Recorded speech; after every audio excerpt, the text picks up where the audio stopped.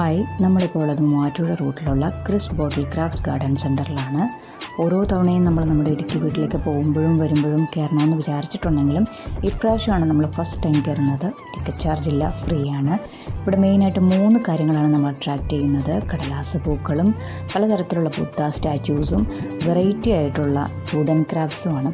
കൂടാതെ നിറയെ indoor outdoor പ്ലാന്റ്സും ഇൻറ്റീരിയേഴ്സും ഉണ്ട്. അപ്പോൾ എല്ലാവരും ഒരു തവണയെങ്കിലും ഇവിടെ വന്ന് കാണണം. ഇവിടെ നല്ല വ്യൂ ആണ്.